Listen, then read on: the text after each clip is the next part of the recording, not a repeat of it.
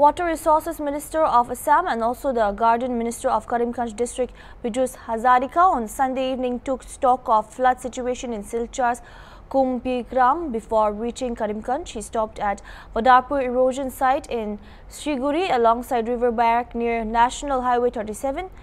Here, locals and leaders of BJP submitted a memorandum to rectify and repair the 500-meter stretch of the erosion site that was slowly ripping apart the national highway connecting Karimganj town and neighboring state Tripura. In Karimganj town, Piyush Hazarika visited 2 relief camps and interacted with refugees. A review meeting was held to assess the overall flood situation in the evening. Speaking to media, Hazarika said in second wave of floods this year, 240,000 residents and villages have been affected.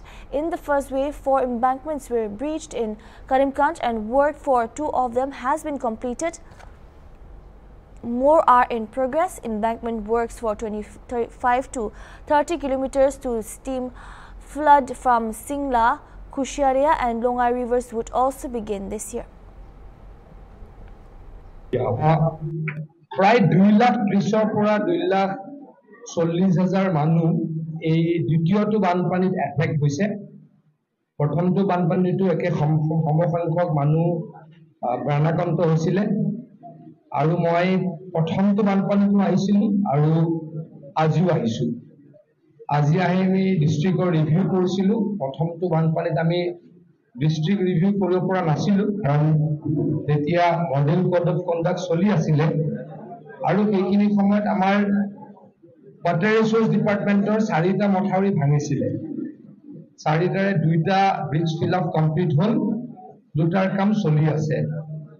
কিন্তু নেৰানেপেৰা বৰষুণৰ কাৰণে আকৌ দ্বিতীয়বাৰ বানপানী হল। এই বানপানীটো প্ৰায় 2,30,000 পৰা 40,000 মানুহ বানপানীত আক্ৰান্ত হৈছে। কিন্তু আমাৰ কাৰণে ভাল কথা যে আমি সকলোকে ৰিলিফ দিবলৈকে সক্ষম হৈছো। ভূমিস্খলনত 5 গৰাকী মানুহৰ মৃত্যু হল আৰু আজি তেখেতলোকৰ পৰিয়ালক আমি 4 লাখ টকা আজি সভাতে দিয়াৰ ব্যৱস্থা কৰিলো। আমাৰ লংগাই, সিংলা আৰু কুছিয়াৰা এইকেইখন নদীত ফিজিবিলিটি চাই আমি 25 পৰা 30 কিলোমিটাৰ মথাউৰি এই বছৰ বনাম বুলি সিদ্ধান্ত লৈছো।